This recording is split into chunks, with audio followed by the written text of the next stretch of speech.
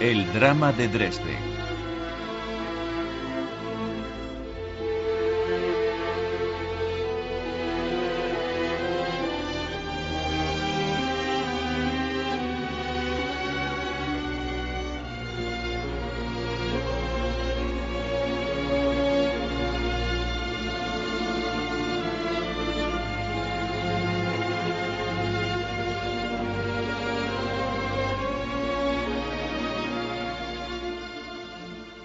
Dresde para nosotros era única. De niños nos pasamos el día correteando por la parte antigua, absorbiendo toda su belleza a través de los ojos. Todavía no sabíamos nada del arte contenido en esos edificios.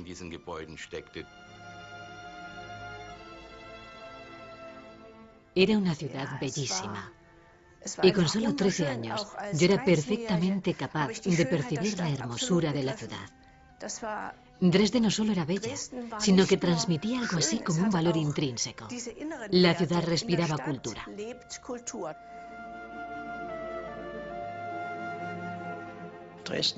Dresde no es algo que hace que me estremezca cuando hablo de ello. Estoy totalmente arraigado en Dresde. Cariñosamente se la llamaba la Florencia del Elba. Dresde tiene fama de ser una de las ciudades más bellas de Europa. Su variedad arquitectónica es única.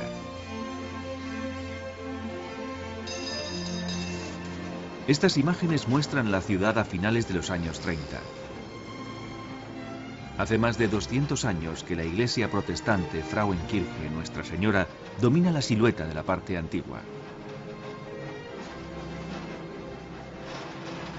Pero tras la reluciente fachada se esconden también el fascismo y la persecución.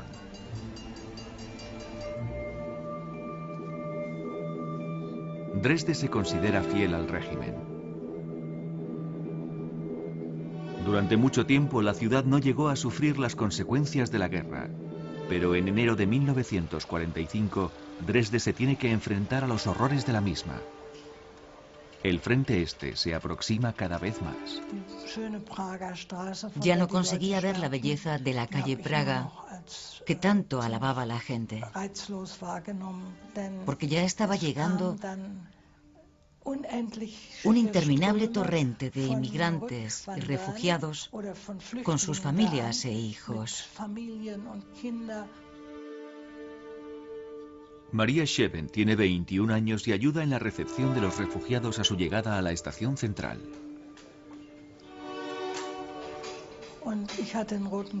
Acababa de pasar el cursillo de la Cruz Roja en Múnich y enseguida nos vistieron con los uniformes. Nos tocaba ir a por los heridos y meterlos en una sala de espera. Allí los atendían. Se les daba una primera atención para salir del paso. Para los refugiados del este, la metrópoli sajona se convierte en un gran campo de recepción. Cientos de miles emprenden desde aquí su marcha hacia el oeste del país. Pero Dresde no solo es lugar de paso para los refugiados, también lo es para miles de soldados enviados al frente este. Muchos hospitales de campaña están sobrecargados de heridos. Uno de ellos es Horst Milde, natural de Dresde. Aquello que ve en su ciudad natal le quita las últimas ilusiones. Por la mañana 2 soldados que podían andar aunque estaban heridos me llevaron al hospital de diaconisas aquí en la parte nueva de la ciudad, empujando una silla de ruedas. Me impresionó lo que veía. Era difícil de asumir porque las calles estaban atestadas de gente que iba con carretas de mano, todos procedentes de una misma dirección. Venían del este, de Silesia. Entonces supe que ya estaban evacuando Silesia. Y así nos dimos cuenta de que las cosas ya se habían puesto realmente feas.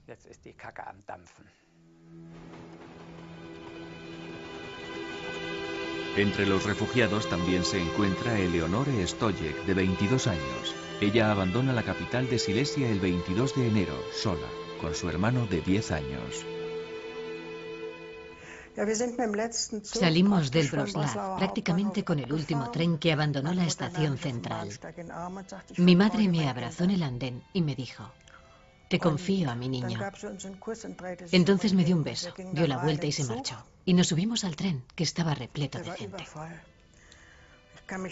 Recuerdo que llevaba una especie de macuto militar, una mochila llena de cosas. Y Achim, mi hermano pequeño, llevaba su cartera del colegio. Él se sentó encima de la cartera y yo encima de la mochila. Y durante todo el trayecto desde Wrocław a Dresde sufrimos ataques en vuelo rasante. Eso fue terrible. En algunas ocasiones, los disparos incluso impactaban en los vagones. Eran los rusos.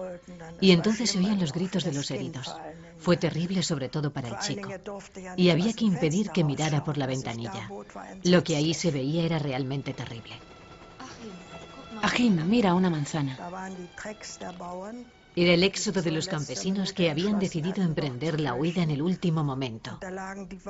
Ahí estaban los carros, muchos de ellos rotos, caballos muertos, cadáveres de niños. Era un rastro de sangre, espantoso.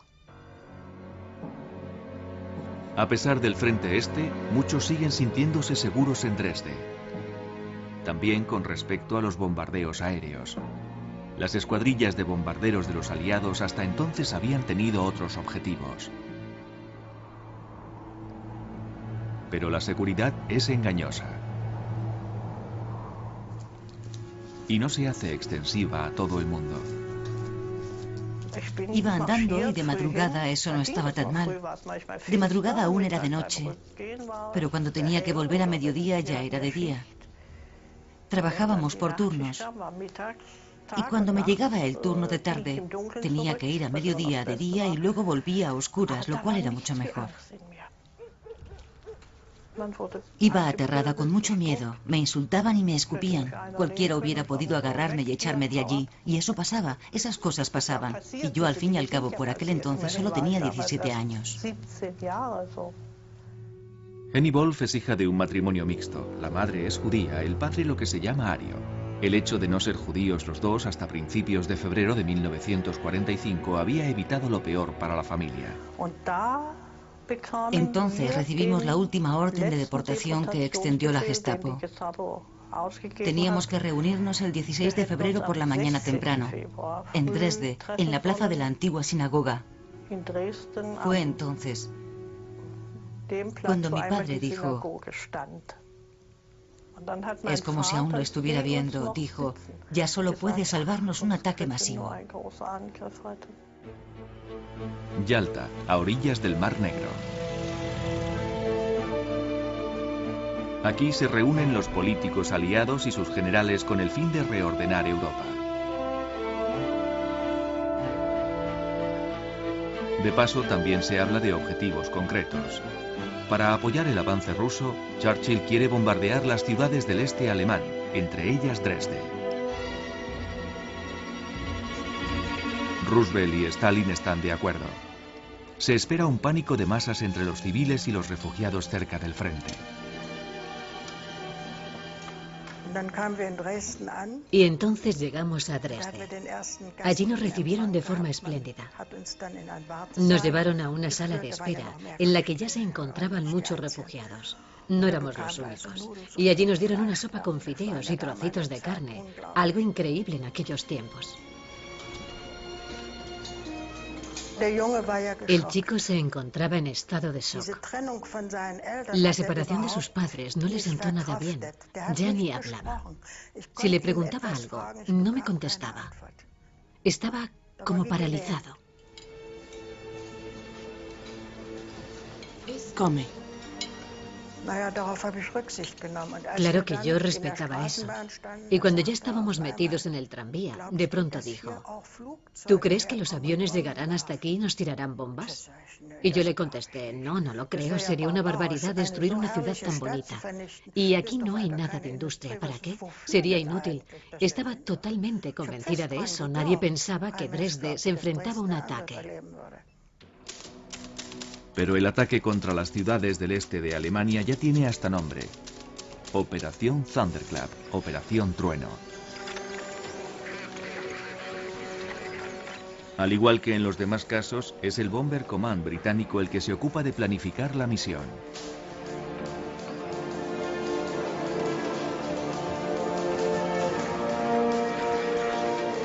El comandante en jefe es Arthur Harris. Bajo su mando se desarrolló la técnica revolucionaria del bombardeo en alfombra. Le llamábamos el carnicero, claro, carnicero Harris, pero no sé lo que eso significaba realmente. Supongo que nos exprimía bastante, pero era nuestro comandante en jefe y nosotros hacíamos lo que él decía. Si nos hubiera ordenado bombardear Timbuktu, habríamos bombardeado Timbuktu. Desde 1942, las escuadrillas británicas hostigan las ciudades alemanas con bombardeos en alfombra. Los objetivos no son solo industriales, también se pretende dañar a la población civil. La meta es su desmoralización.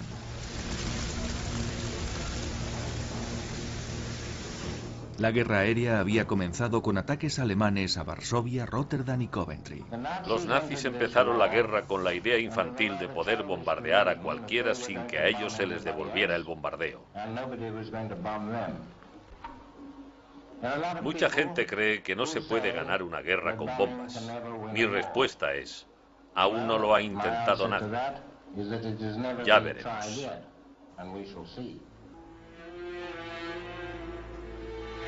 El sol se alza por última vez sobre la antigua ciudad de Dresde. Fue el martes de carnaval. A mi padre no le gustaba mucho porque decía que era una fiesta pagana. De haber estado él en casa, no habríamos tenido permiso. Pero así pudimos convencer a mi madre. Mi hermano se disfrazó de gitana y yo me puse un vestido con flores. Así, ataviados, jugamos alrededor del monumento a Lutero.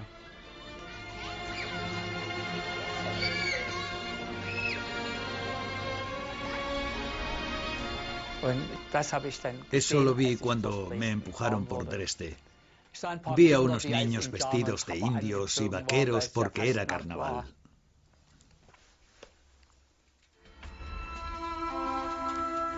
Los niños son los únicos que consiguen divertirse con el carnaval en el último año de guerra.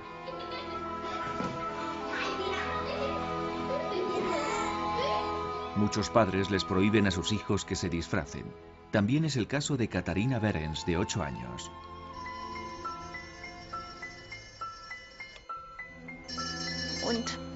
A las 3 de la tarde sonó el timbre. Vino una amiga mía, una niña muy mona de pelo oscuro. Ursula Schumann se llamaba y vivía en la calle Struve. Hola, Katharina. Estaba completamente disfrazada. Iba vestida de señorito, con un diminuto traje de chaqué, camisa blanca, un crisantemo blanco aquí, el sombrero de copa y las mejillas pintadas. Mamá. Mi madre acabó cambiando de opinión y me vistió de señorita con un sombrerito y me dejó salir a la calle con Ursula. Pero no nos divertimos mucho porque la gente en la calle nos miraba mal. No querían saber nada de nuestras bromas.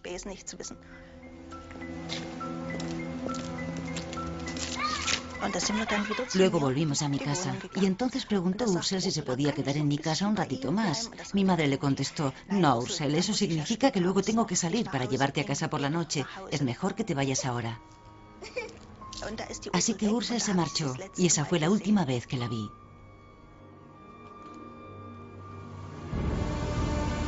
Inglaterra a la misma hora. Se cargan los bombarderos de larga distancia. El tonelaje consiste en bombas explosivas e incendiarias de 200, 400 y 900 kilos. Además, a bordo hay minas aéreas de 1.800 y 3.600 kilos.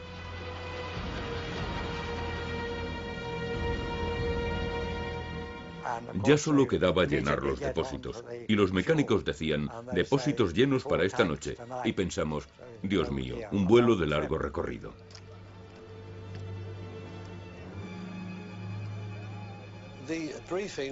La reunión previa a la misión transcurrió como de costumbre. El oficial de navegación entró y nos explicó la ruta de vuelo y el plan cronológico.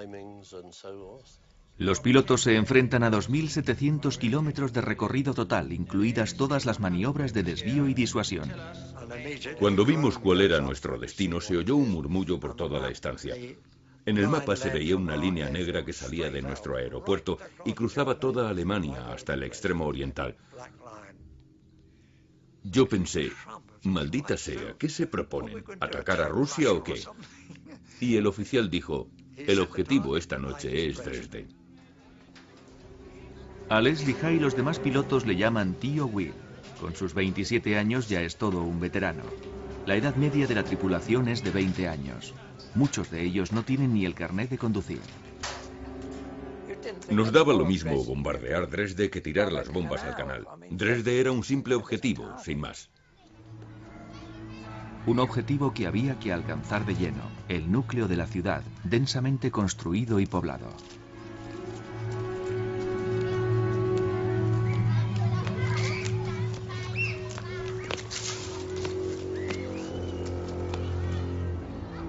A última hora de la tarde, Eleonore Stojek tiene una extraña premonición.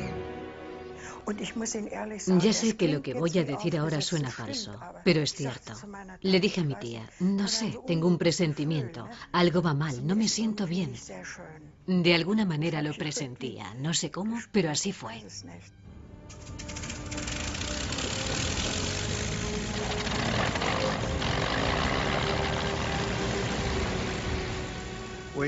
Estábamos esperando la luz verde de salida. Teníamos los nervios a flor de piel hasta que por fin apareció el comandante. Y cuando le tocaba volar, llegó el capitán del grupo. Y con él venía el sacerdote para desearnos suerte. A mí siempre me parecía que el sacerdote venía a darnos la extrema unción.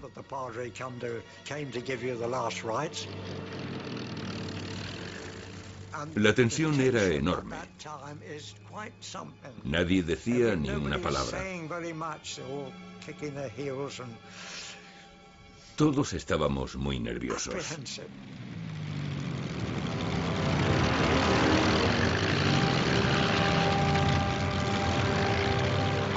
Tenía miedo, tenía 21 años. Nunca antes había hecho algo así y estaba asustado.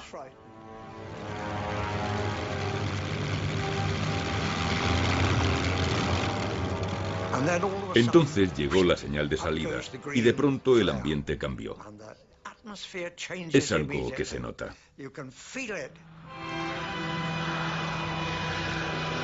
Hacia las 17:30 despega el primero de los 245 bombarderos Lancaster de la Quinta Flota.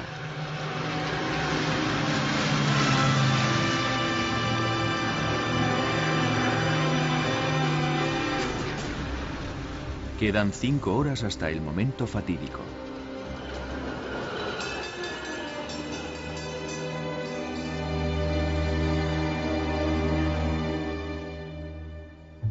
Una última tarde de tranquilidad.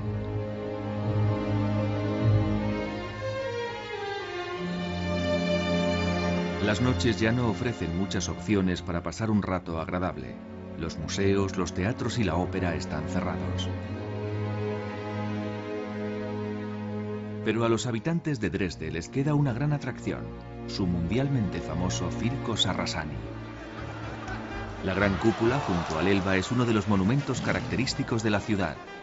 Aunque en general todas las reservas van destinadas a la guerra, aquí sigue habiendo artistas, payasos y domadores que distraen a los dresdenses de la guerra total. También a la familia Fritsch.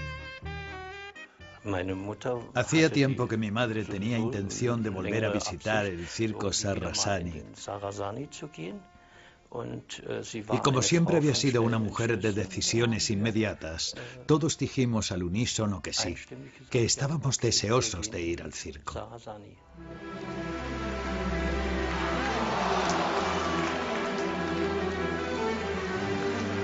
Un mundo de ilusión y fantasía. Como en cualquier circo, siempre hay una estrella. Luego están las atracciones del estrato intermedio y el programa de relleno. Tiene que ser así, es la tradición. Y en el circo Sarrasani la estrella era Frau Trude, con sus domas de caballos de primera.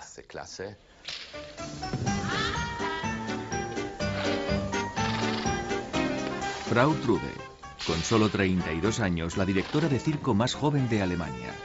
Encabeza el establecimiento con gracia y determinación. El circo Sarrasani formaba parte de Dresde igual que el río Elba. Cuando llegábamos para pasar el invierno, la gente decía, por fin nuestro Sarrasani ha vuelto a casa. Aparte de las domas de Trude Sarrasani, hay otros números con caballos. Uno de ellos lo representa el grupo ecuestre Caroli. Estoy de pie delante de mi padre y él pronuncia esas palabras mágicas del circo que conoce todo el mundo. Alle hopp, me coge las dos manos, me levanta en el aire y me va bajando a sus hombros.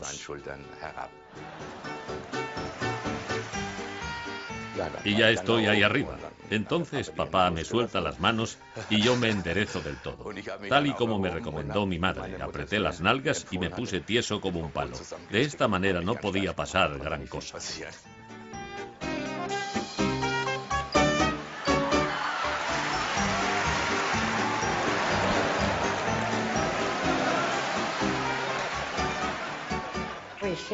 Aún lo estoy viendo, ahí de pie, viendo todas esas caras que estaban sonrientes. Para mí era lo más bonito, ver cómo los espectadores lo vivían todo. Mientras el público está admirando un fascinante número de trapecio, las escuadrillas británicas de bombarderos ya se encuentran sobrevolando Colonia. Las maniobras disuasorias consiguen despistar a las defensas antiaéreas alemanas. Los bombarderos se van aproximando a Dresde sin encontrar obstáculos. Allí, nadie advierte el peligro hasta que ya es demasiado tarde.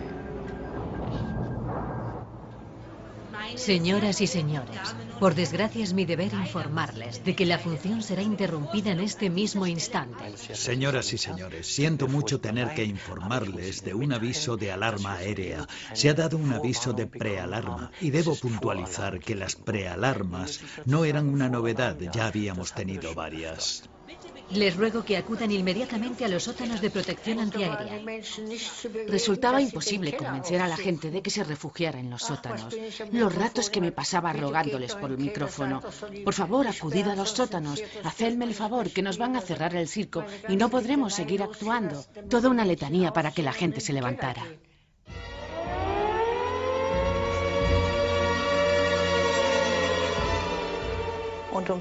A las 9:30 sonaron las sirenas. Y mi padre dijo, bueno, será una falsa alarma como otras tantas. También Gunther Reichel cree que se trata de una falsa alarma. Está celebrando su 17º cumpleaños rodeado de sus amigos. Yo me había puesto una especie de disfraz porque mi hermano había traído un uniforme de ulano de los Balcanes. Estábamos ahí reunidos, con todo bien cerrado, claro está, y cuando estaban sirviendo los buñuelos, sonó la alarma. Sería poco antes de las 10. Sonó la alarma, pero nos quedamos todos sentados. No íbamos a permitir que nos molestaran mientras comíamos esos ricos buñuelos. Y alarmas habían sonado ya otras veces. Pero de pronto era todo diferente. Empezamos a inquietarnos porque escuchamos unos ruidos extraños desde la calle. De pronto se oían los zumbidos. Eran los aviones.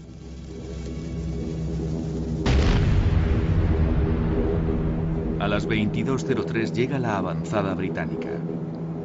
El marcado de objetivos en una ciudad a oscuras es un trabajo de precisión. La Royal Air Force lo ha perfeccionado en 3 años de guerra aérea. Una maniobra peligrosa que se ejecuta en vuelo rasante. El número 1 bajó, tiró la bengala de iluminación a 70 u 80 metros de altura y le dijo el controlador, eso ha sido muy al norte, o lo que sea, y entonces tocaba volver. Un punto de orientación que no tiene pérdida es el estadio de fútbol situado en el Ostra Park. Desde aquí el área de destino de 4,5 kilómetros de superficie correspondiente a la ciudad vieja se reparte como un trozo de tarta. El marcador localizó el campo de fútbol de Dresde, tiró la bengala de señalización y acertó de lleno. Se trataba de una marca colocada con la máxima puntería.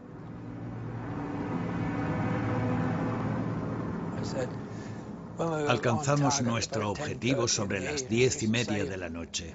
Medio en broma decíamos, esta noche los echamos de los bares. A la misma hora, Helmut Kamphausen, de 17 años, se encuentra en el cine. En nuestra casa vivía un chico que tenía la misma edad que yo y quedamos para ir al cine. Queríamos ir a uno cerca de la estación, porque allí estaban proyectando la película de Marita Rock, Mujer de mis sueños. Muchos habitantes de Dresde aún no se han enterado del inminente ataque. Was mich anbetrifft, habe ich da ein Prinzip und ein ganz bestimmtes festes Ideal. Doch wenn heute einer kommt, der mir sagt, ich hab mich lieb, ist mir alles ganz egal.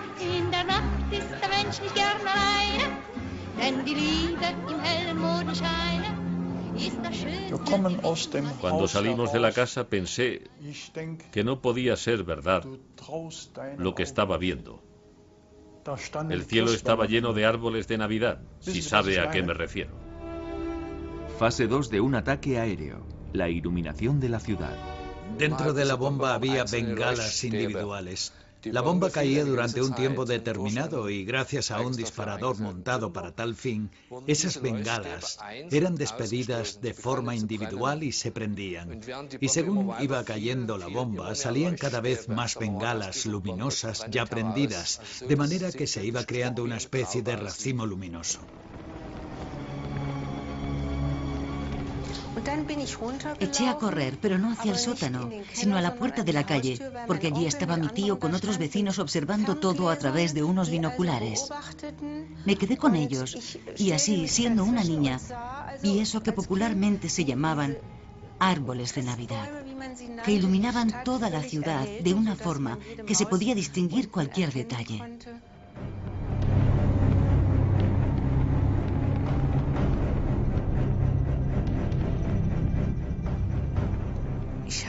No había escuchado las sirenas y cuando me desperté noté que fuera se había desatado un infierno. Todo estaba iluminado. Había muchos árboles de Navidad iluminando el cielo nocturno. Creo que serían las 9:30 o las 10. No lo sé con exactitud. Me levanté de un salto y fui a por mi hermano pequeño que gemía en su camita.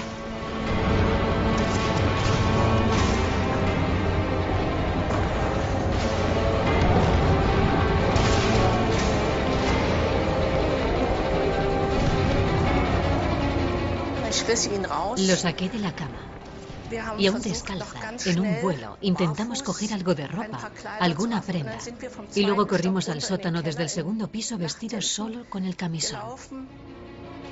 La población se refugia en los sótanos apenas reforzados. En Dresde apenas hay refugios antiaéreos como los que existen en las ciudades que sufren ataques más frecuentes. También Gerda Birbaum huye al sótano de su casa. Ella tiene una responsabilidad especial. Sus dos padres son ciegos.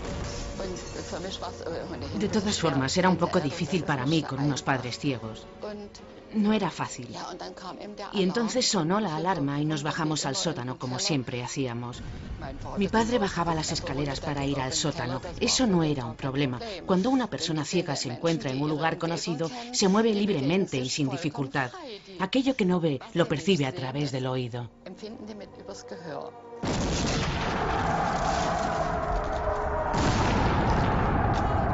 Ahora comienza la fase 3, el lanzamiento de las bombas explosivas e incendiarias.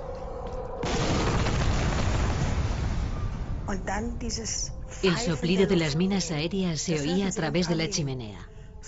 Fue terrible y se escuchaba el impacto de las bombas muy cerca de nosotros. Cogí los dedos de Achim, mi hermano pequeño, y se los metí en los oídos y le metí mi puño en la boca para que no se le reventaran los tímpanos. Junto a mí estaba mi tía de la Alta Silesia, que me clavaba las uñas en la mano.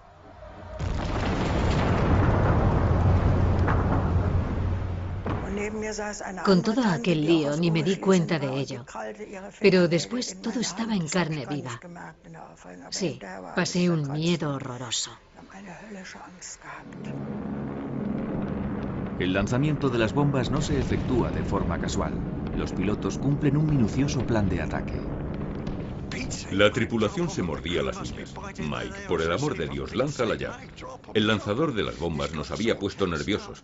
Estábamos rezando y yo intentaba volar con la mayor precisión posible. La intención a la hora de lanzar las bombas de forma bien precisa es que causen el mayor daño posible.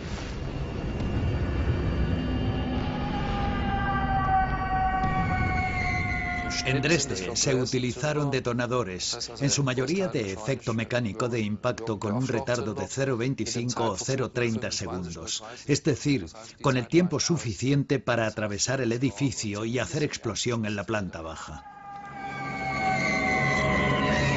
Entre las 22:03 y las 22:28 horas se lanzan 507 toneladas de bombas explosivas y 374 toneladas de bombas incendiarias.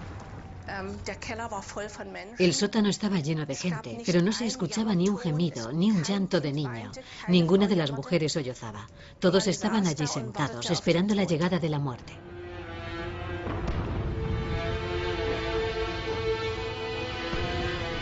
No todos los habitantes de Dresde se encuentran refugiados en sótanos en este momento. Los refugios del sótano estaban prohibidos para los judíos.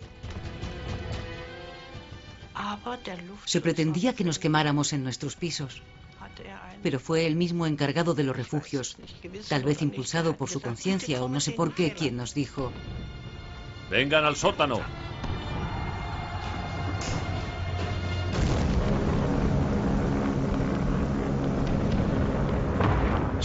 De frente, izquierda, izquierda, izquierda, de frente. Y entonces se lanzaba la bomba y sentías la explosión.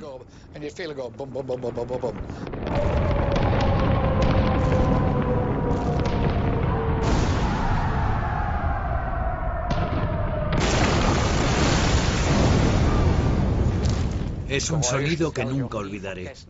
Entre nosotros había unos muy listos que sabían con toda seguridad que las bombas siempre se lanzaban de 4 en 4. Y entonces nos pusimos a contar en voz alta: 1, 2, 3, 4. Cuando solo contábamos 3, oh Dios mío, no hemos oído la cuarta y ahí estaba. Estábamos señalados por la muerte y no podíamos hacer nada. Fue peor que estar en el frente. Allí al menos podíamos bajar la cabeza, pero aquí se nos podía caer la casa entera encima en caso de ser alcanzada de lleno. Después de 25 minutos finaliza el ataque. Las calles estaban iluminadas como si fuera de día y se veían los bellos edificios antiguos. Nos pareció una barbaridad tener que destruir todo aquello, pero era nuestra misión y la cumplimos sin más.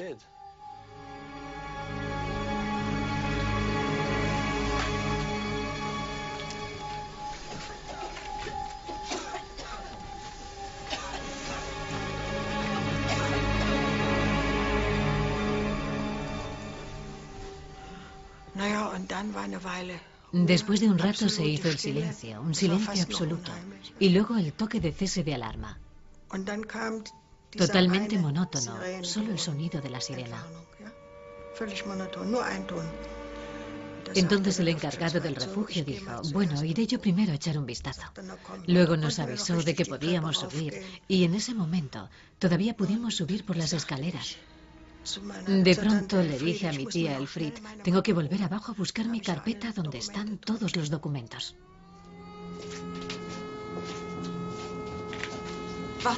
Espérame aquí. Nadie sabe realmente cuál es la situación en el exterior.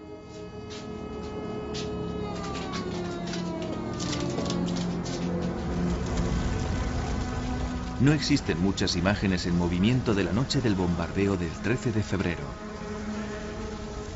Al igual que en otras ciudades alemanas, en Dresde apenas hay equipos cualificados de bomberos. Los grupos existentes se componen en su mayoría de ancianos y muchachos de las juventudes hitlerianas. Se lanzaban bombas incendiarias y explosivas para causar la mayor devastación posible. Pero lo peor eran las bombas de acción retardada, sobre todo porque muchas de ellas eran de gran tonelaje. Las bombas de relojería se construían con la intención de dificultar los trabajos de extinción. El funcionamiento en realidad es simple. Al lanzar la bomba se rompe una ampolla rellena de acetona y el gatillo que acciona el mecanismo de detonación se retiene con un fuerte muelle o se pretensa con ese muelle. Se fija mediante un disco de plástico y la ampolla de acetona derrama su contenido sobre ese disco de plástico. Según la concentración de la acetona o el grosor del disco, se puede graduar el tiempo hasta que el disco está lo suficientemente reblandecido como para soltar el muelle. Y entonces...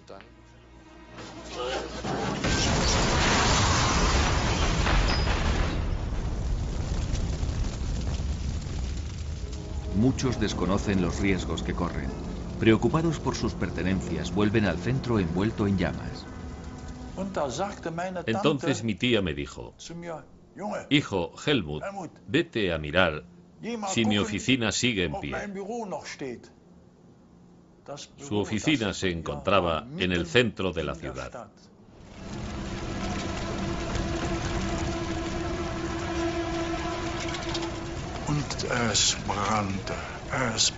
Todo estaba en llamas, ardían manzanas enteras.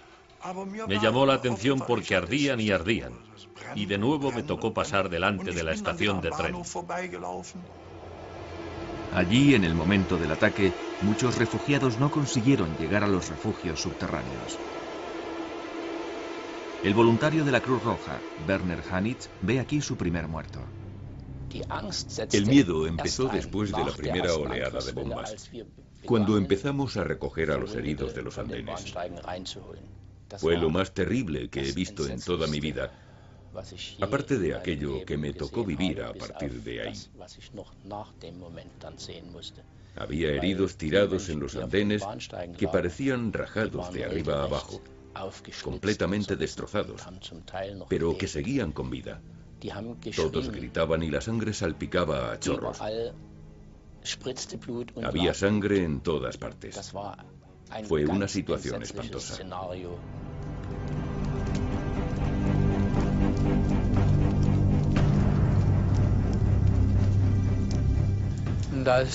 Algunos de los nuestros salieron para echar un vistazo. Lo primero que encontraron fue una enfermera muerta en el pasillo, que debió pensar que no iba a ser para tanto. Las habitaciones de las enfermeras estaban en el piso superior y ahí no había nada que hacer. Debido al impacto se había despegado todo el enlucido de las paredes. Pero había gente que decía: bueno, pero aparte de todo lo que ha volado por los aires, el edificio al menos no arde. No teníamos luz, por lo que se abrieron los armarios de emergencia que había en todos los sótanos de los hospitales de campaña. De allí se sacaron velas para iluminar un poco. Además, nos habían traído a 3 parturientas. Habían estado en otra clínica esperando dar a luz, pero esta había sido destruida. Entonces bajaron a nuestro sótano y allí alumbraron a sus bebés a la luz de las velas.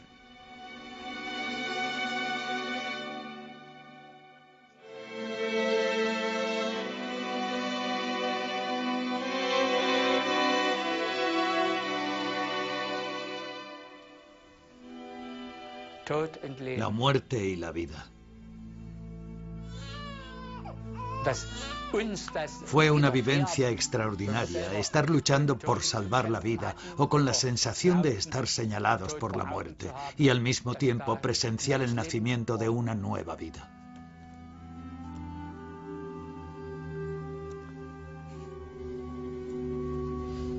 Para algunos recién nacidos, el 13 de febrero sería especialmente fatídico. Mi nacimiento no estaba previsto para el 13, sino para el día siguiente. Pero así son estas cosas. Es el destino que no está en tu mano. Yo quise nacer a toda costa. Que fuera precisamente esa noche simplemente ha sido mi destino particular. Hacia las 11, Helga Kruger es separada de su madre.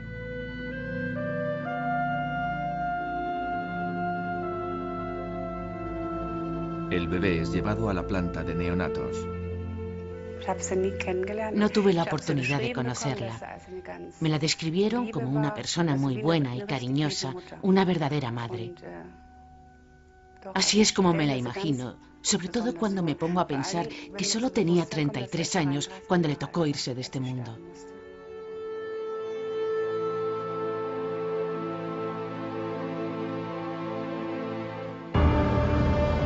Media hora más tarde, una segunda oleada de bombarderos penetra en el espacio aéreo alemán.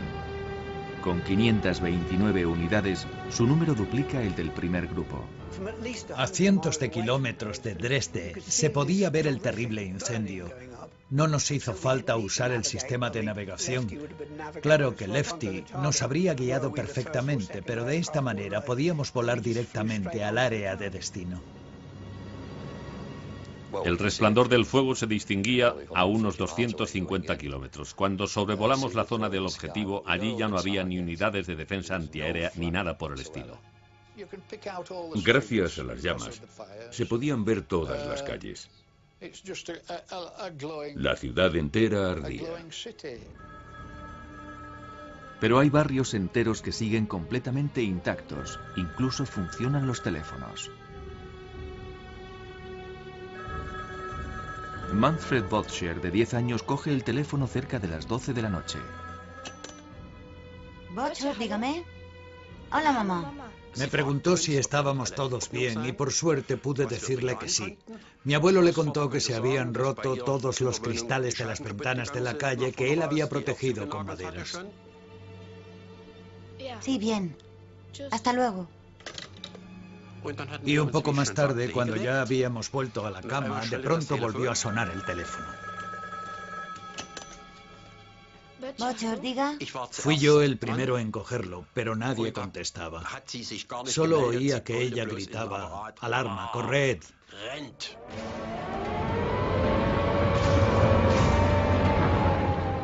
En ese momento volvieron los aviones y ya estaban lanzando las bombas antes de que pudiéramos llegar a los sótanos. Eleonore Stojek busca a su hermano. Allí estaba Achim, tieso como un palo, y yo llamándole. Achim, corre rápido al sótano, pero no se movía del sitio. ¡Achim!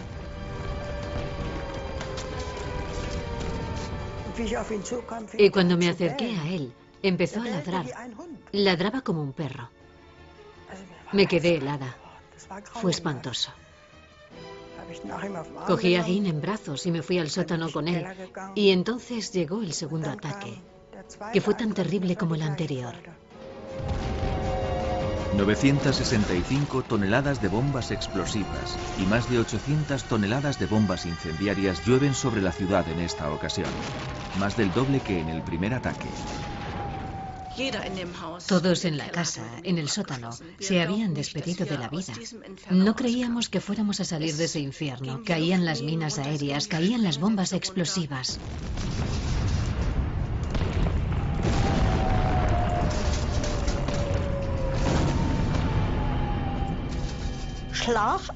Golpe a golpe, detonación tras detonación.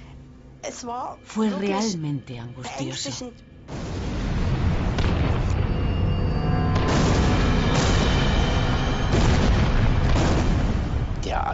El ataque estaba creciendo en intensidad, de forma que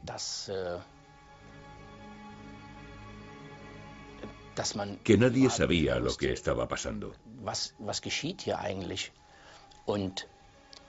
En un momento dado, en el sótano había varios espacios y en una de las paredes se encontraba una salida de emergencia cerrada con una portezuela de acero.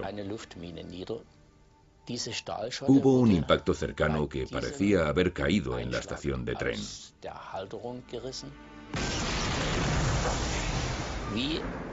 Y esa puerta de acero fue arrancada de sus fijaciones, arrugada como un trozo de celofán y lanzada a través de todo el sótano para ir a impactar contra la pared de enfrente.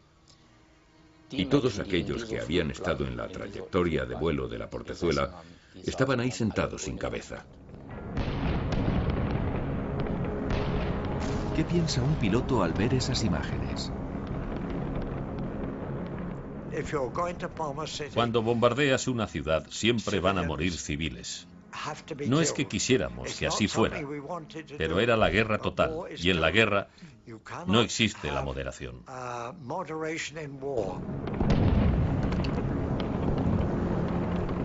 Estaba orgulloso de participar en esas misiones. Era algo que había que hacer. Al fin y al cabo lo empezaron los alemanes.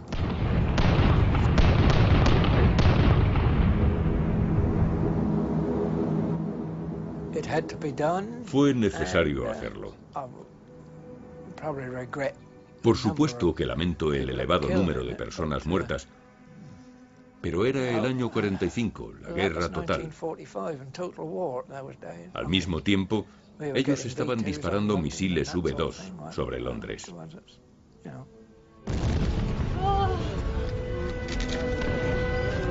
En los sótanos muchos ya han perdido toda la esperanza. Y llegó un momento en que había terminado con todo. Estaba como aturdida, ya no sentía nada. Solo me aferraba a Achim y le acariciaba la cabeza. Fue entonces que vi toda mi vida, hasta ese instante, como una película a cámara rápida. Todo. Desde mis tiempos en el colegio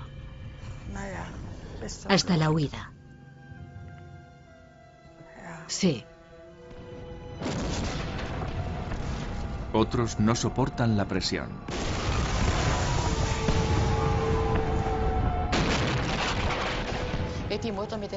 Allí había una madre con 3 hijos. Ella también estaba sentada en el sótano junto con su anciano padre.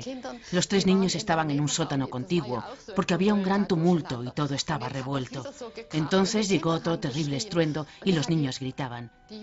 Y ahí fue cuando la madre y su padre se cortaron las venas. A otros les ayuda la fe. Mi madre era una mujer muy religiosa. Cuando los impactos se fueron acercando, yo temblaba como las hojas de un álamo. Temblaba y temblaba. Mi madre estaba sentada a mi derecha. Me cogió la mano y me dijo: hijo, solo tienes que rezar. Y entonces nos pusimos a rezar. María, ha llegado la hora. Madre de la Misericordia, tú puedes salvarnos de todos los sufrimientos y peligros, porque donde falla la ayuda de los hombres, nunca fallará la tuya. Demuéstranos que tú estás presente en el lugar donde el sufrimiento es mayor. Ayúdanos, María. Llegó la hora. Ayuda, Madre de la Misericordia. Amén.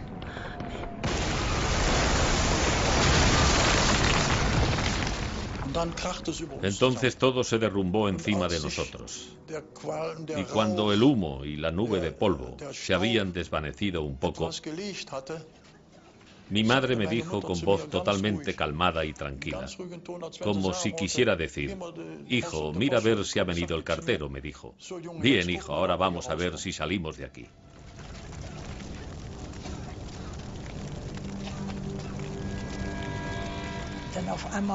De repente en el sótano empezó a oler a quemado. Mojamos unos paños, porque siempre había cubos con agua en el sótano,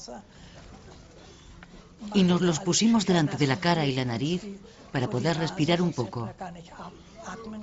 Sabíamos que de alguna forma teníamos que intentar salir de allí, que no podíamos seguir allí abajo, porque nos íbamos a asfixiar. Estuvo a punto de cundir el pánico ahí abajo, sobre todo con esos niños pequeños. La noche del bombardeo de Dresde.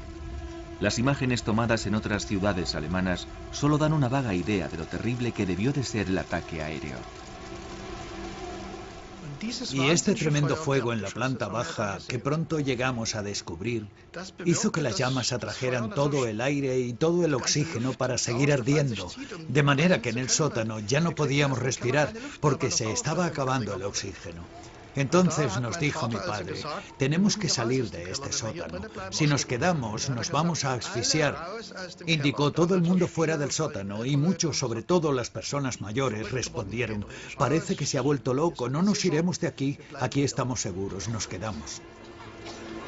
Solo tienen posibilidades de sobrevivir aquellos que se atreven a salir al infierno en llamas. Una mujer toda encorvada se había puesto completamente histérica. Fue terrible. Y a derecha e izquierda había recipientes con arena y con agua. En medio de todo ese tumulto y pánico intenté ponerme de pie y entonces me caí dentro de uno de los bidones de agua. Y como estaba completamente empapada, no sé si lo pensé o si lo hice de forma instintiva, me dije, ahora o nunca. Y corrí sola por ese pasillo en llamas, atravesando ese sótano ardiendo hasta encontrar la salida. Creo que los que se quedaron atrás ya no consiguieron salir. A las 2 menos cuarto finaliza el ataque, pero sus peores efectos aún están por llegar. Cuando dimos un paso fuera de nuestra casa, llegó un huracán de fuego que nos envolvió al instante. Me sujeté a mi madre con todas mis fuerzas y ella agarró a mi hermano.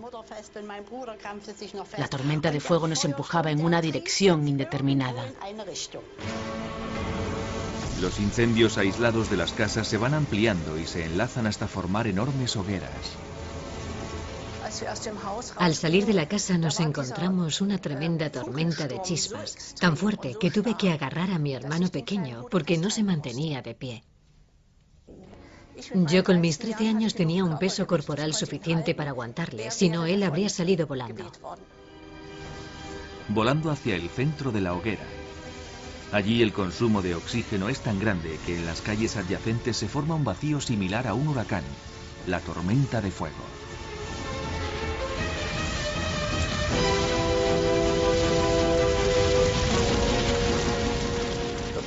Fue como un ciclón. Andábamos inclinados para que esa tormenta no nos arrastrara a las llamas. Tuvimos que luchar oponiendo todo nuestro peso corporal para no ser arrastrados.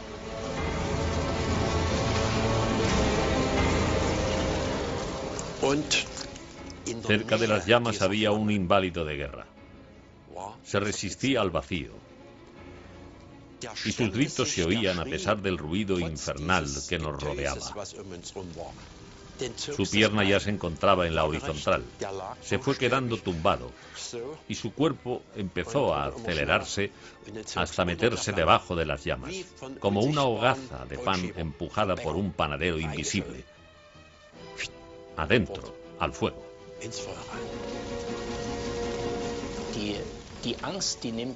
El miedo alcanza unas cotas que prevalece por encima de todo lo demás. Ya no se actúa conscientemente. Todo lo que sucede es fruto de la intuición.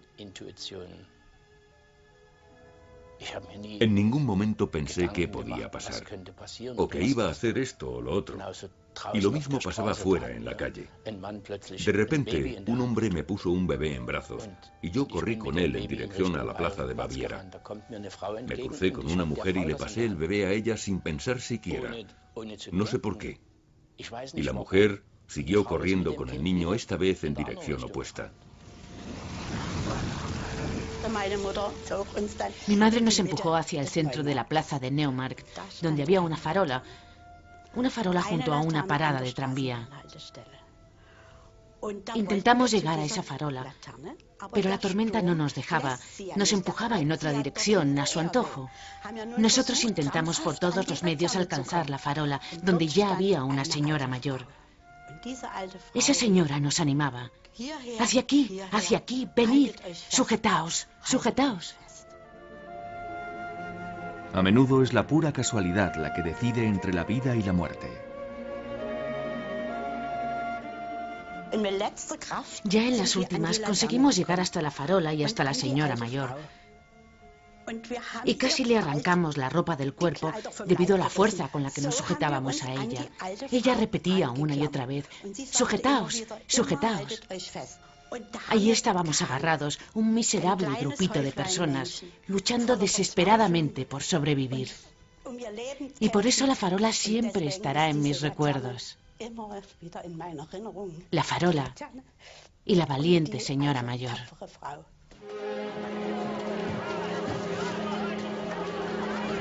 En los sótanos la gente sigue luchando por su supervivencia. Muchos se encuentran encerrados bajo los escombros.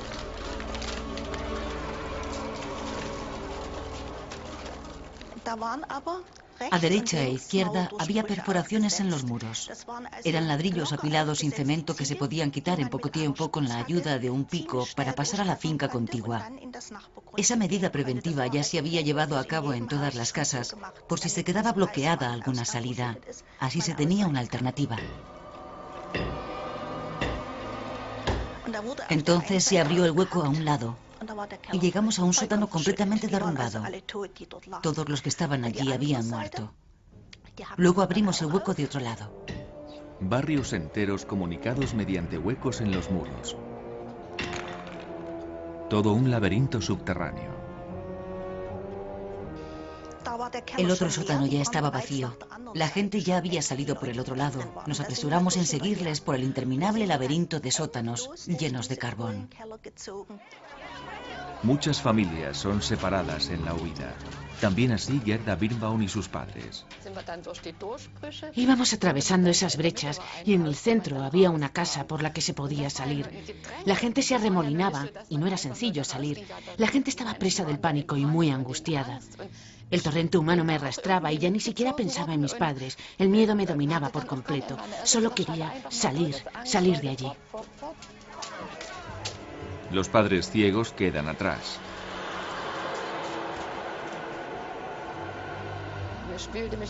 Me sentía tan culpable. Pensé que los había dejado abandonados. Pero mi madre siempre me decía, vete, sálvate, sálvate, y cosas así. Y al final la obedecí, aunque en realidad no quería.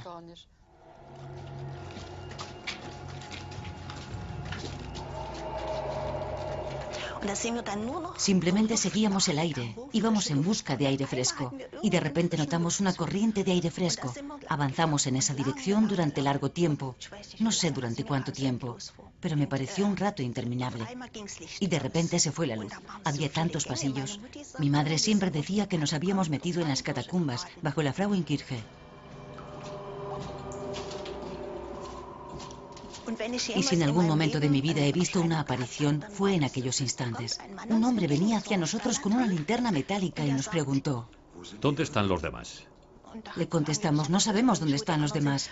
Vengan por aquí rápido, vengan rápido. Tengo una salida, pero tenemos que darnos prisa.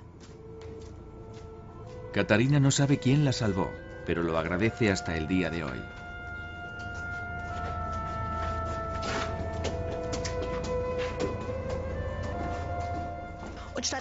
Y en vez de salir con nosotros, volvió al sótano, aunque él mismo nos había avisado que la salida iba a quedar cerrada en breve por los escombros debido al edificio que ardía enfrente.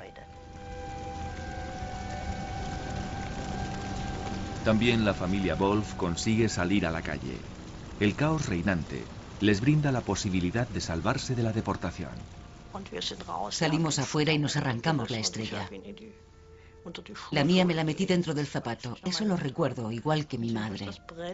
Y entonces atravesamos la ciudad en llamas, con una sensación que era indescriptible. Si alguien dijera... Nosotros no decíamos gracias a Dios que llegara el ataque, pero sí que nos sentíamos libres y decíamos, mejor unas bombas sobrevolando nuestras cabezas que ser deportados. Cuando se llega a este punto es porque anteriormente se han sufrido muchas ofensas y humillaciones.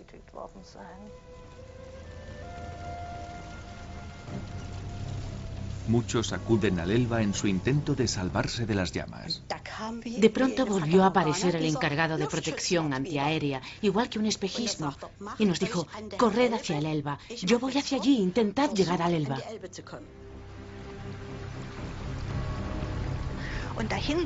Al otro lado nos subimos al Belvedere y vimos cómo ardía el circo Sarrasani.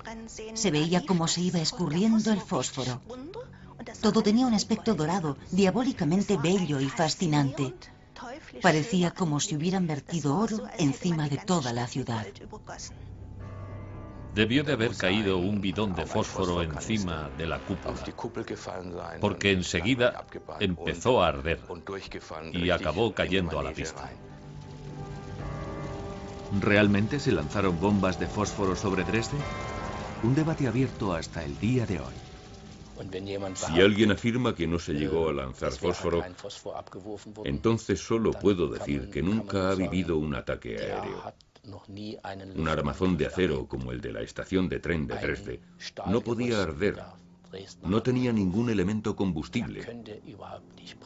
Y si ardió a llama viva, eso solo pudo ser por el fósforo. Igual que las superficies de piedra en las calles, esos incendios en la alfombra. ¿Qué iba a arder en las calles adoquinadas? Fósforo, sinónimo de espanto. Muchos habitantes de Dresde explican el gran número de muertos con el empleo de esa arma. Un arma empleada en masa, también en el área de Dresde, fueron esos bidones de gasolina rellenos de una masa incendiaria, no con fósforo, decididamente no con fósforo, sino con esa pasta incendiaria a base de una mezcla de caucho con fósforo blanco. El cometido de este en realidad solo era que se incendiara al entrar en contacto con el oxígeno del aire después de que el detonador se chocara y reventara. Esa detonación era suficiente para prender el gel incendiario. El efecto de los bidones es que se rompen cuando hacen impacto en las calles. Entonces la pasta salpica en la mayoría de los casos hasta la altura del primer piso. Más adelante este tipo de bombas recibió el nombre de bombas de napalm. La masa era pegajosa y no podía quitarse de la piel. Y como no se podía quitar, no queda otra cosa que taparla para sofocar la ignición. Pero en el momento de quitar esa cubierta, todo empieza de nuevo y se va metiendo hacia adentro a modo de corrosión. Muchos de los alcanzados buscan auxilio en las fuentes. Una trampa mortal porque el agua se evapora y el gel incendiario se prende de nuevo. También Heinz Schubert y su familia buscan protección en medio del infierno de llamas. Lo único que pudimos hacer fue tumbarnos en la acera o en la calle y esperar. Los hermanos pequeños de Heinz Schubert son alcanzados por el gel incendiario. Detrás de mí venía mi madre y más atrás mis hermanos, a una distancia de unos 3, 4 o 5 metros. Sí, el más pequeño lloraba, Helmut. Él era el más afectado. La carne, no sé cómo decirlo, estaba verdosa, amarillenta, como achicharrada. Fue horrible.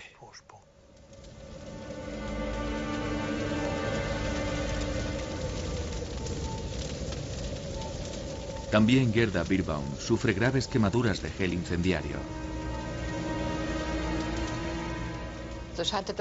Tenía la sensación de que todo mi cuerpo estaba ardiendo.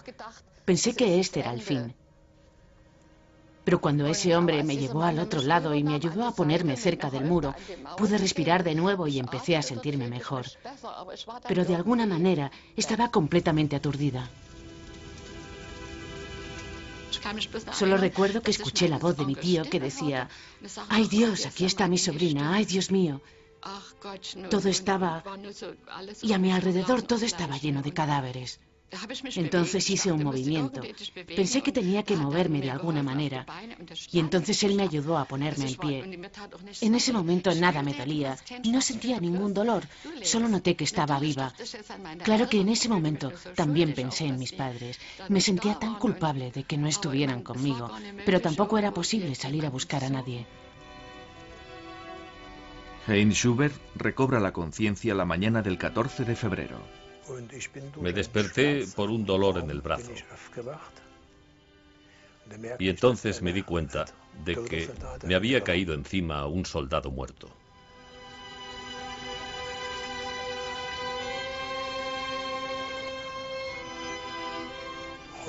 Suena muy duro, pero eso me salvó la vida, porque no me había alcanzado ninguna chispa, o al menos no las suficientes. Ya nos habían empujado hacia la plataforma. Allí había muchos cadáveres amontonados. Entonces se hizo de día, y lo que vi fue que mis hermanos habían muerto, y que mi madre había muerto. Ella estaba casi desnuda. Y estaba muerta, asfixiada.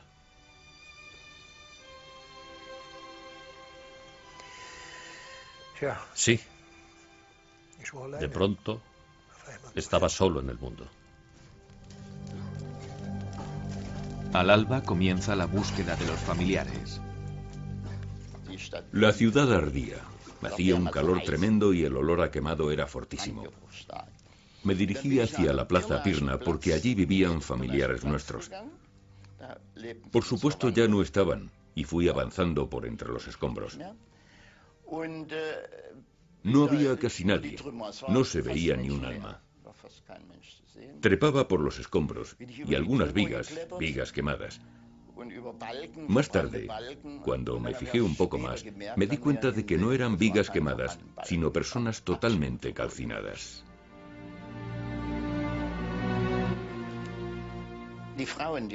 Las mujeres que se quemaron tenían el tronco carbonizado o negro y las piernas rosas. Carne rosada, carne de color rosa como los cerditos de mazapán. Entonces nos explicaron que era por las medias. Las medias influyeron en el proceso de combustión. En Dresde ya no hay calles. La ciudad ha quedado reducida a un montón de ruinas. Seguí andando a través de la ciudad en dirección sur, por encima de las ruinas, cuando vi un grupo de unas 8 o 10 personas que también atravesaban los escombros en mi misma dirección. A izquierda y derecha solo quedaban fachadas desnudas, sin nada detrás. De pronto vi que una de las fachadas empezaba a inclinarse. Me quedé parado y me puse a salvo tras un resto de muro.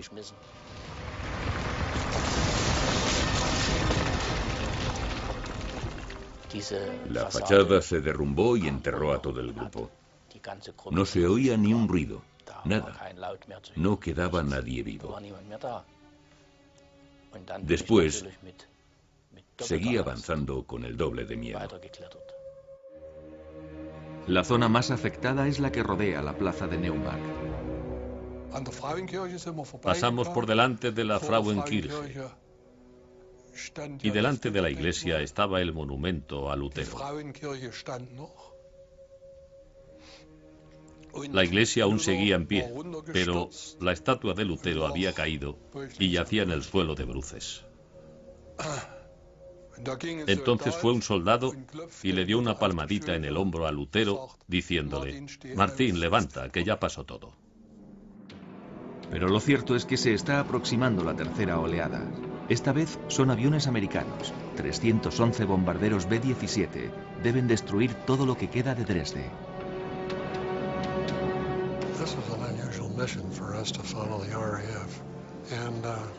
Fue una misión poco usual, teniendo que seguir a la Royal Air Force. Nos dijeron el objetivo: bombardear vías de tren y cosas por el estilo.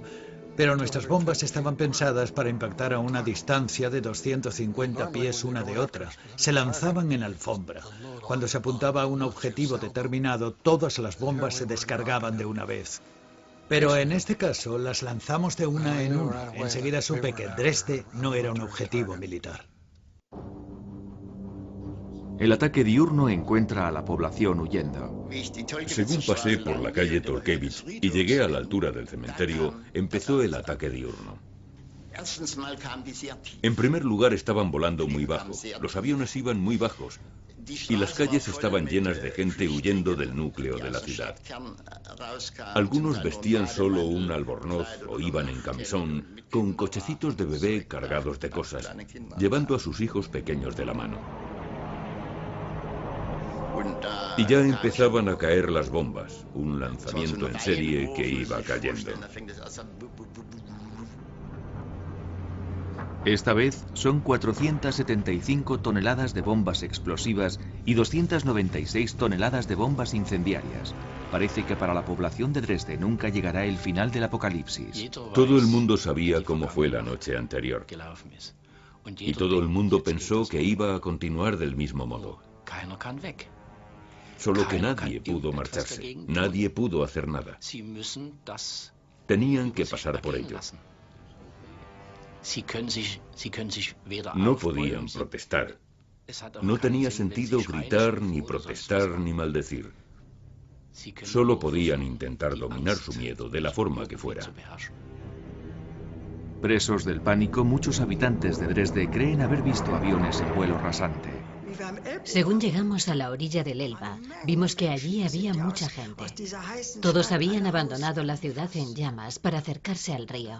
Y entonces llegaron los aviones de cota baja para liquidar a la muchedumbre con sus armas de a bordo. Los historiadores modernos afirman lo contrario. Los archivos no contienen pruebas acerca de los vuelos rasantes. Si alguien me dice que no ha habido vuelos rasantes aquel día, debo decirle a la cara que es un mentiroso, puesto que han disparado sobre nosotros. No sé si habrán fallado a propósito, porque veían que había mujeres y niños, pero es seguro que hubo aviones volando bajo. En nuestro caso fue sobre las 11 cuando nos sobrevolaron.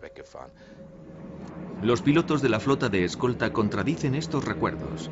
Alden Rigby está completamente seguro.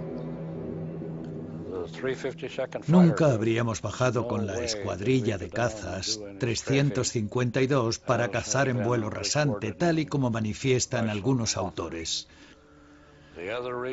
Una de las razones especiales fueron las condiciones meteorológicas. El humo y las nubes hicieron imposible operar en vuelo rasante sobre el área de Dresde. Aún así, la destrucción es completa al final del tercer ataque. Anduvimos siguiendo la orilla del Elba. Había muchas cosas dispersas, mochilas, maletas, cochecitos de niño. No me entretuve en mirar dentro. Seguro que había bebés muertos. Había mujeres junto a los cochecitos tirados en el césped, muertas, y así seguía en todo el recorrido del Elba. Los cadáveres no cesaban. Constantemente nos tropezábamos con brazos, piernas u otros fragmentos de cuerpos humanos. El tercer ataque ha dejado huella en algunos pilotos hasta el día de hoy. Intuíamos que esta misión no iba dirigida a un objetivo militar. Teníamos que destruir edificios y matar a personas. Y eso no estuvo bien. He pedido perdón a Dios en numerosas ocasiones por todo este asunto. Todos los pilotos se sienten aliviados al volver a pisar suelo inglés a su vuelta.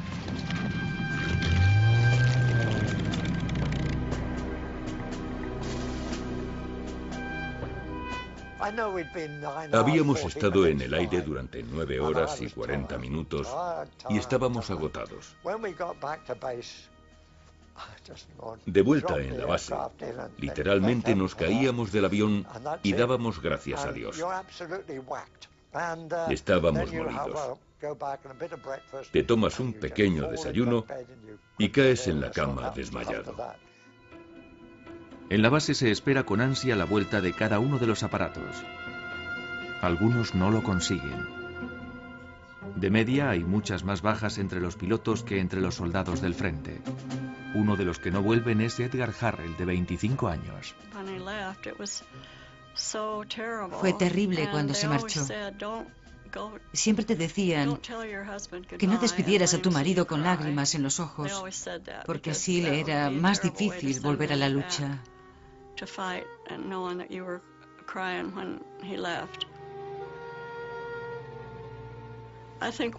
Estábamos hechos el uno para el otro. Le quería muchísimo. Él me quería a mí y también quería mucho a sus hijas.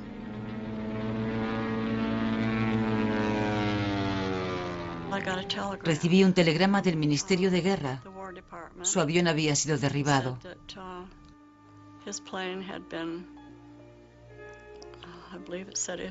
No sé si por la defensa antiaérea o por los cañones de a bordo, pero pensé que nunca iba a superarlo.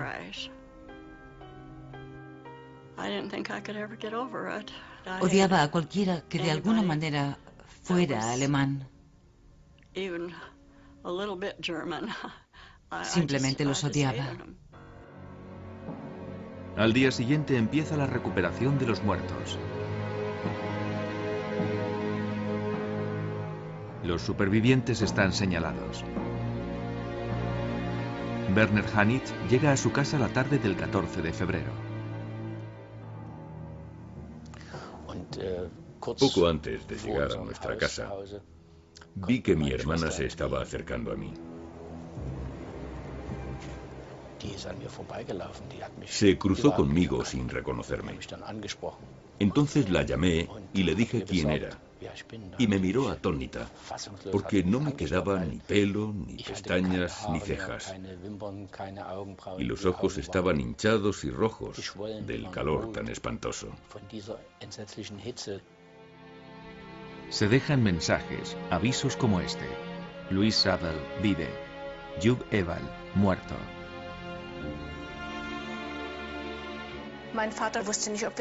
Mi padre no sabía si seguíamos con vida. Entonces los oficiales enviaron a una ordenanza y le dijeron: mira en tal o tal dirección, si la casa sigue en pie y dónde está la gente. Y el hombre miró en nuestra antigua casa y dijo que solo había escombros, que no quedaba nada. Fue terrible para mi padre. Entonces él mismo se desplazó a Dresde, a la calle Karlowitz, y vio que realmente todo estaba en ruinas. Afortunadamente, una familia había escrito en una piedra: la familia Boda está en tal o tal sitio. Y eso le dio esperanzas. Llegó hasta nosotros. Fue conmovedor.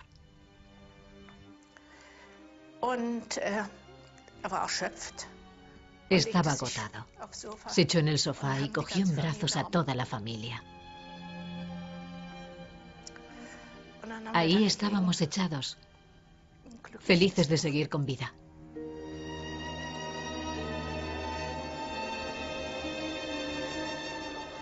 También para Hans Milde la vuelta a casa es una odisea.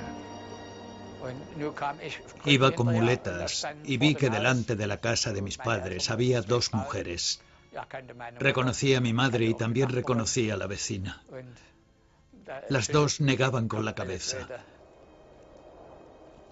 En ese momento, nuestro perro salió del jardín. Fue el primero en reconocerme. Se tumbó delante de mí, aullando de alegría. La Frauenkirche en un primer momento había resistido los ataques. Su cúpula se alza sobre los escombros hasta el 15 de febrero. Fue por la mañana. Hubo un terrible estruendo, un ruido sordo, y se veía una enorme nube de humo negro sobre la ciudad. Entonces mi madre dijo: esto ha sido la Frauenkirche.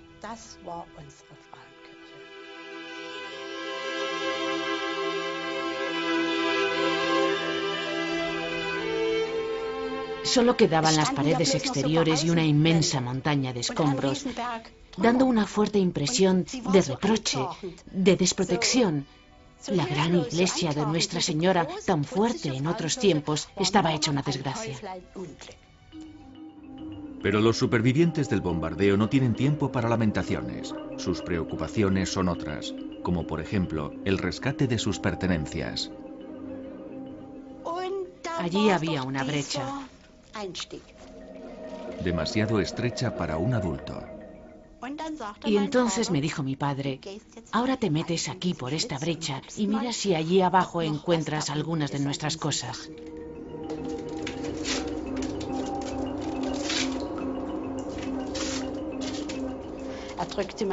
Me dio una caja de cerillas y tuve que meterme ahí temblando. Rezaba: Dios mío, ayúdame a salir de aquí entera. Para mí esa misión supuso otra barbaridad más.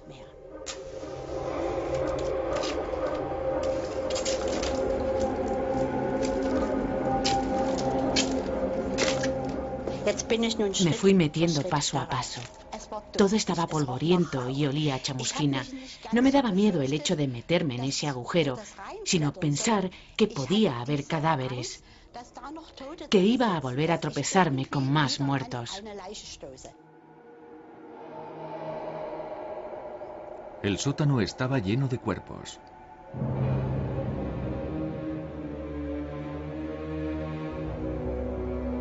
Años después seguían apareciendo cadáveres momificados. A pesar de la rápida recuperación de cuerpos, existe el peligro de que surjan epidemias.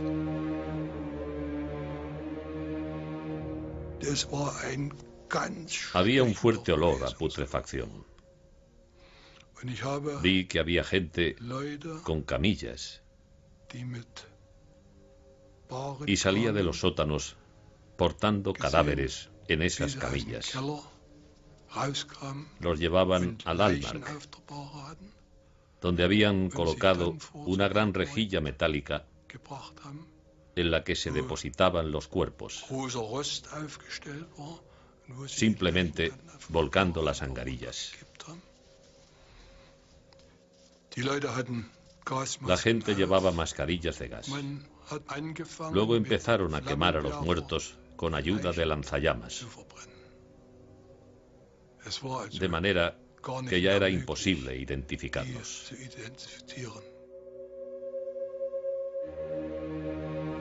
Una razón por la que el número de víctimas sigue incierto.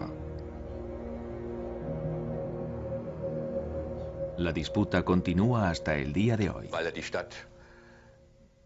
Como la ciudad estaba inundada de 500.000 de refugiados o más, se decía que el número de muertos era de 300.000 o 350.000. Luego lo rebajaron a 200.000 y según iban pasando los años, fueron siendo menos y menos muertos.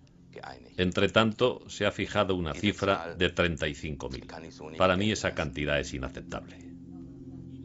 El número de muertos cuyos cadáveres nunca aparecieron sigue siendo objeto de controversia. Hice algunas indagaciones y me enteré de que en el crematorio un cadáver a 600 grados tarda 3/4 de hora en reducirse a cenizas. Pero en Dresde las temperaturas subieron por encima de los 1200 grados porque el vidrio llegó a fundirse. Eso significa que miles de personas se redujeron a cenizas en poco tiempo, no quedando ni rastro de ellas. Por eso resulta imposible fiarse del número de muertos que suele indicarse.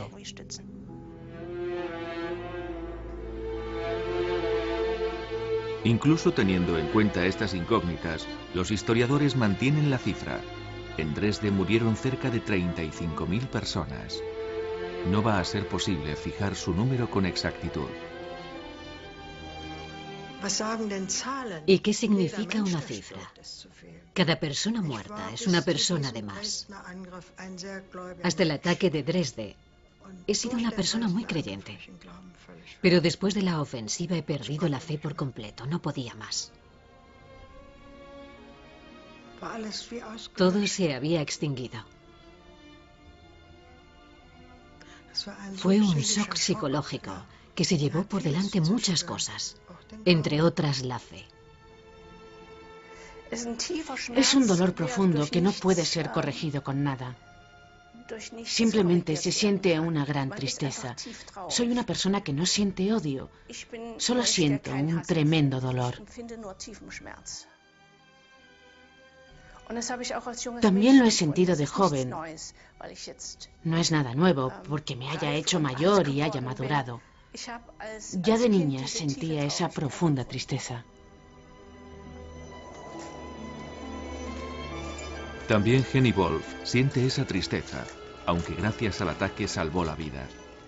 Hasta el final de la guerra, la familia sobrevivió en un escondite. Estábamos fuera de circulación, en el sentido literal de la palabra. Durante 3 meses nos salimos de la habitación en la que estábamos metidas 4 o 5 personas. Fue muy duro. El ataque, en el fondo, nos salvó la vida. Pero no es ninguna buena razón la de salvar a unos pocos judíos para justificar un ataque. No quiero que se me malinterprete. Eso no proporciona ningún tipo de sentimiento alegre. En los meses después de la ofensiva, los hospitales de los alrededores de Dresde están abarrotados. Siempre decían de tercer grado, quemaduras de fósforo de tercer grado. Cuando las mirabas, los primeros días solo se veía la piel enrojecida. Estaba de un rojo oscuro y brillante, como si estuviera ardiendo. Luego iba reventando y se formaba el pus. Todo estaba sembrado de canales llenos de pus. Siempre era terrible tener que quitar los vendajes. Había que arrancar las vendas. Era tremendo.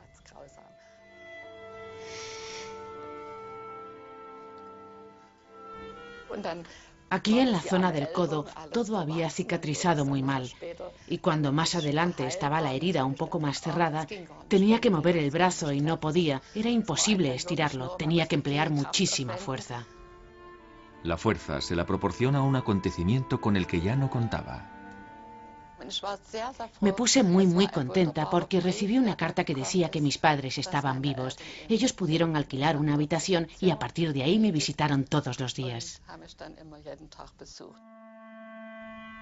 Para Gerda Birbaum es un pequeño milagro que sus padres ciegos hayan conseguido sobrevivir. Le ayudó a la hora de superar la amargura acumulada en la noche del horror y también a perdonar. No puedo culpar a nadie en concreto sin saber quién es. Tampoco podría odiar a nadie, porque los pilotos que volaron los aviones no veían nada de lo que sucedía en el suelo. No conocían el daño que estaban causando.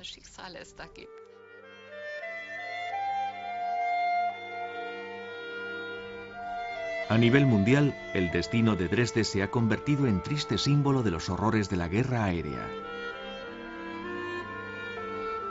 Los recuerdos de aquella noche no se han perdido en el olvido, ni siquiera después de más de medio siglo.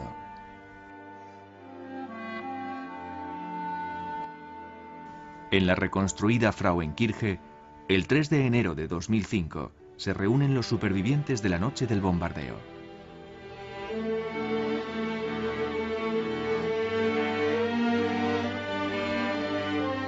Con una misa solemne conmemoran a las víctimas, no solo de Dresde, sino de toda la Segunda Guerra Mundial.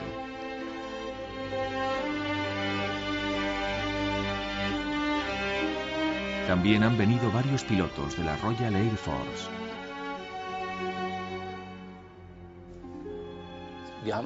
Hemos empezado una terrible guerra y hemos tenido que sufrir esa terrible guerra. Lo que quiero decir es que Inglaterra también ha sufrido muchísimo con los bombardeos alemanes.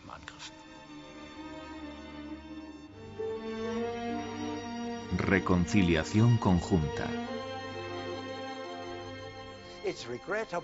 Es muy triste que la humanidad, aparentemente, no sea capaz de aprender de los horrores del pasado.